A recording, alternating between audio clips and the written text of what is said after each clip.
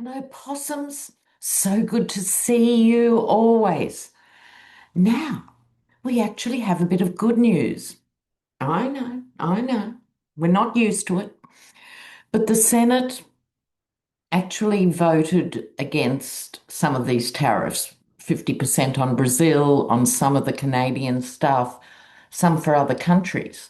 I'd like to know more about what they actually voted on, because I think it's a bit bigger than we thought. Before I get into all that, if I look a bit rugged, I can't put makeup on because I've just had something cut out of my face.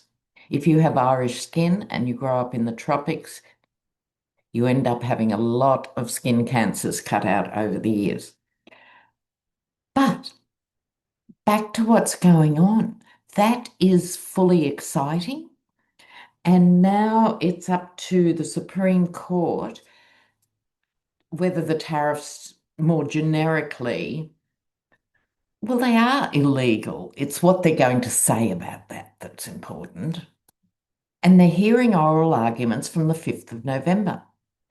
Now, for Australians, the 5th of November, when I was a kid, was always Guy Fawkes night, cracker night.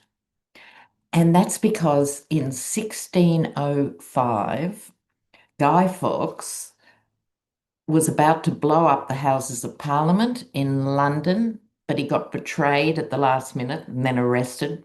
It wasn't pretty. But Australians always love a renegade, so it was a big deal. Can Canadians let me know, or any Brits out there, was it a big deal for you guys too, or was it mainly Australians going crazy? But the 5th of November, and we used to have a rhyme as kids, remember, remember the 5th of November. So when I saw the Supreme Court was starting looking at this on the 5th of November, I went, oh, this is interesting. So what are they going to do? Are they going to, well, basically, it's a big decision. They either decide that he is a king, he has immunity, and he can do whatever he wants. Therefore, because he's wished it, they are legal or not. Let's have a look where they're going to go with this. I don't think they'll want to make a decision, but let's have a look. The Supreme Court. Yeah, well, they're wondering. Oh, big cards, and so they should be. All right.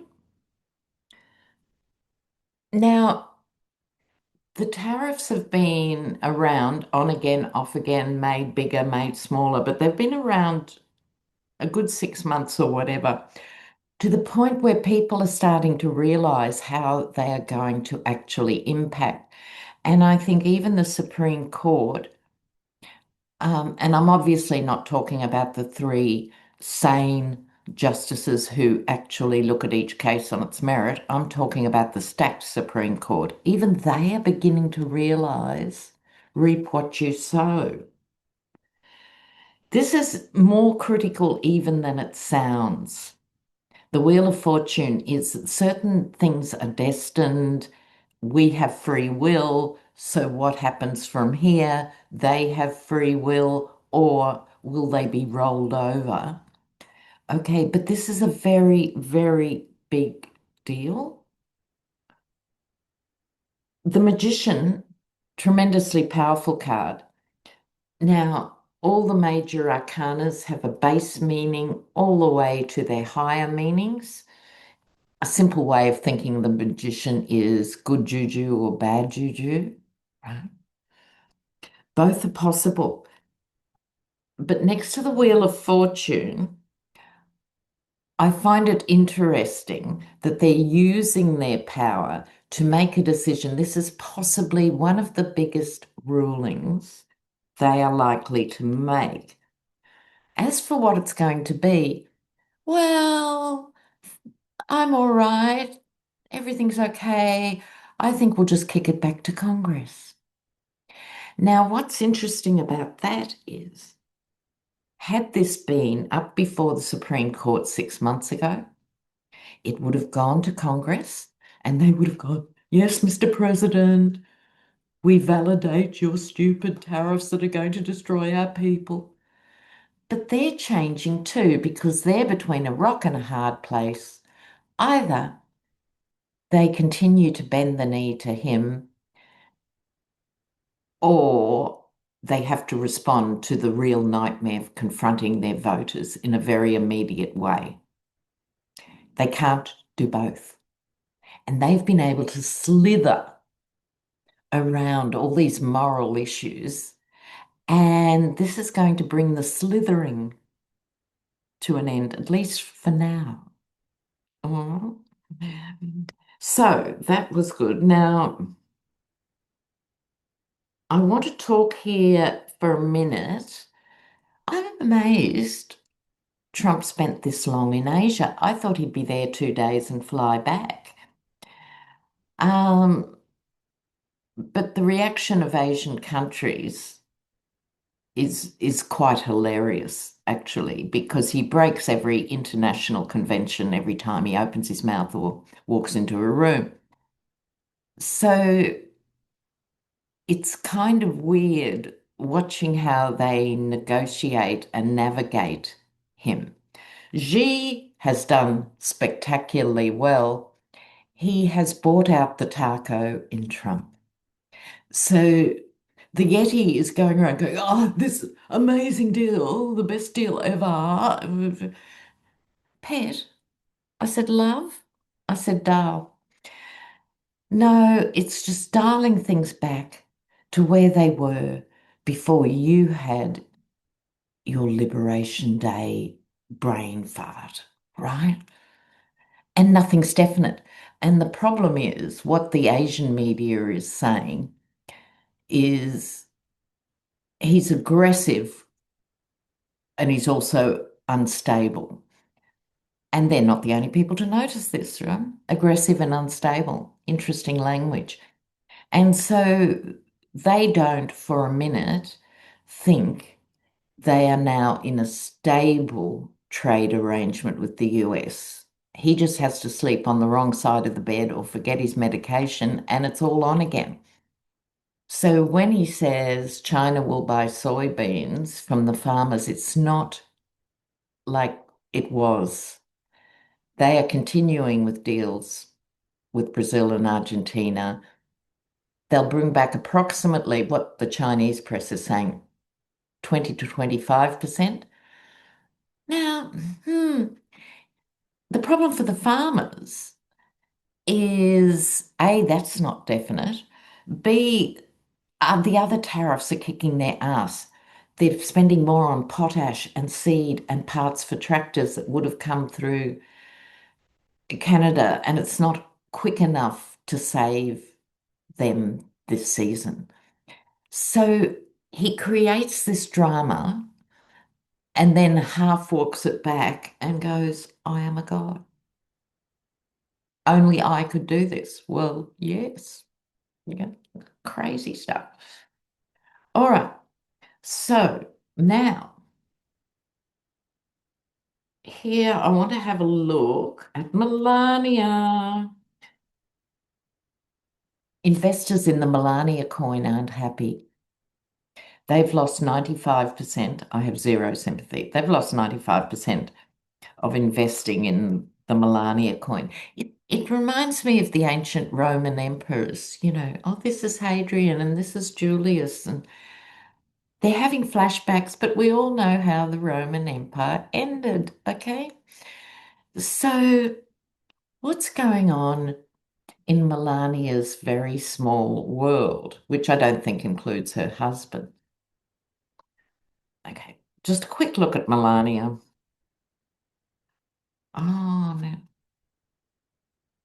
Oh, someone's brought out a MAGA hat. Morons are governing America. Oh, I quite like it. These cheap jokes, we would have pushed them aside a few years ago. Now they bring us relief and joy. Let's have a look at Melania. What's happening in her world?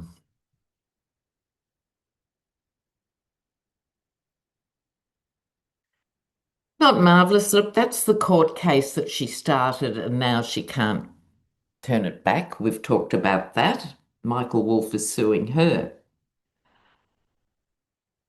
She is not good to work for. This is my Fred Flintstone card. And do you remember during the first administration or just after, one of her closest friends, and confidants spilled the beans? I think there's going to be a lot more this time around. A lot more this time around. Oh, I get it. Oh, I think it's the White House staff don't like Melania.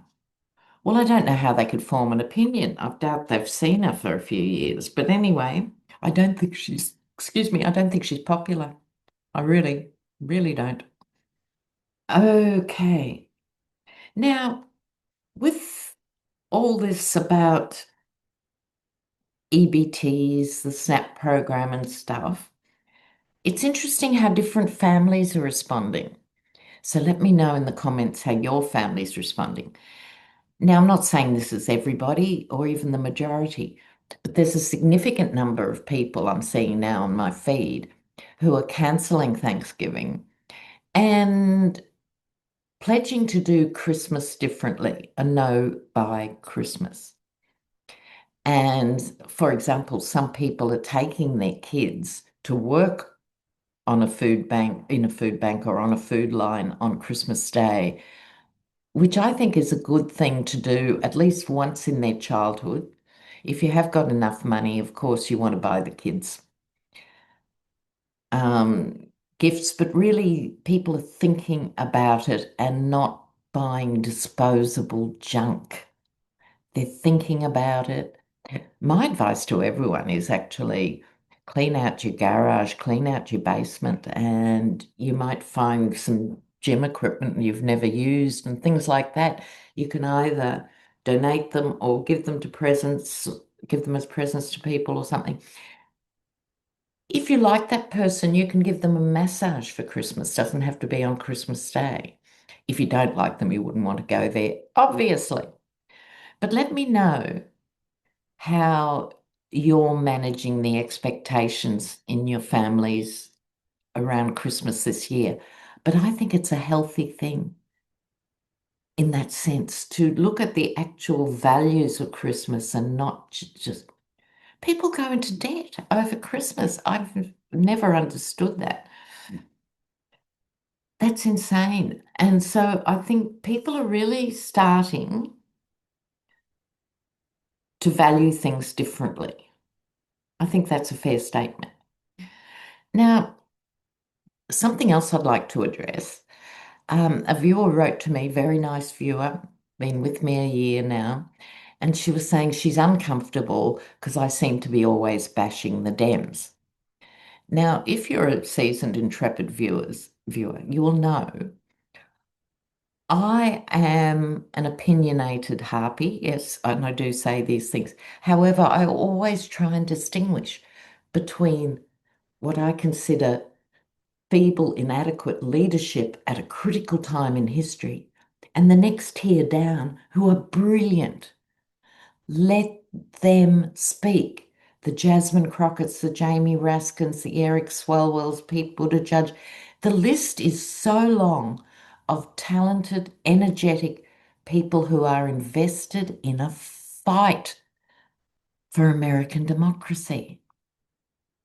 And I'd just say to those who think, oh, sometimes just supporting the status quo is not enough. And if ever there was a time, this is it. So we've been through this in Australia too. So conventionally, I'm a Labor voter. We have a preferential system, so I can also vote Green and goes down. And we have such weak Labor leadership now. In the 70s, we had fantastic leadership and it strengthened the unions. It brought in safety nets for single mothers. Prior to that, if you got pregnant as a teenager and you weren't married, you had no choice. That baby was put up for adoption by your parents. Yes, grandparents routinely put those babies out for adoption rather than dealing with what they perceived as moral disgrace. Hmm? Now, it's not to say people who did adopt kids and those who were adopted weren't loved and looked after. Hopefully, most were. But this is a bigger, deeper issue. So they introduced that women could have their own bank account. They introduced no-fault divorce. They introduced free tertiary education, universities. They paved the way that then came in a bit later with Medicare, universal healthcare. They did so much in just a few years. Why? Because they were brave and they took on the middle. The middle was never going to get there.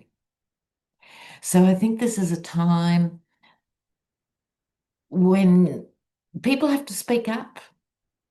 This is their moment to speak up, and hopefully some of the Dem leadership will lift their game. But if they're sitting around with their legs crossed waiting for the midterms, not good enough.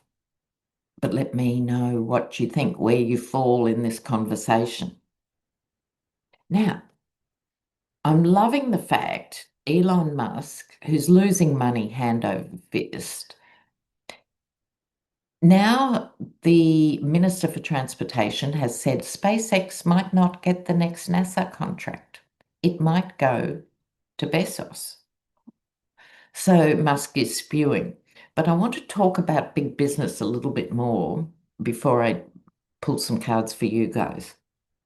The stock market, the Fortune 500, if you choose one index over another index, there's 7 companies, only 7 companies that control most of the wealth and are a full third of the stock exchange. Now, most of them are household names, Meta, Facebook, Amazon, Apple, Microsoft, etc.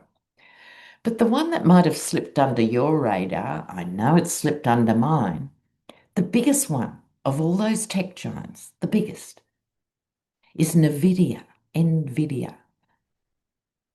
because they make chips. So with this whole tech push, AI push, it's all reliant on chips. And so everyone wants a slice of NVIDIA because NVIDIA, I keep using the quotes, makes chips. No, they don't. I only found this out this week, doing a bit of investigative journalism. No, NVIDIA designs chips, so they have the intellectual property, but they don't make anything, nothing. The company that makes chips is TVSM in Taiwan. Okay, just saying. So I think we are looking at a situation where the tech giants are getting their way for now, but I think they'll be pushed back down the track. Okay, now let's look for you guys. Oh, I must say, Carney got amazing welcome in all the countries in Asia, including Malaysia, Thailand, South Korea. The world is noticing Canada. That's how you stand up to bullies. That's how you do it. That's how you do it. And you can do it with humor, you can do it with strength, and you can do it with both those things. But fear is paralyzing. Okay, so let's have a look. This is for you. Just the next few days or a week. So we're still in the shutdown. Oh my word. What do you think? Do you think they'll cave before Thanksgiving and come in as the saviors going, oh, well, now everyone can eat. God, we're good. Vote for us. Is that what they're going to do? This isn't political. This is personal for you guys. Because you're in the thick of it. It's immensely stressful. But here we are at this point in time and history. Oh,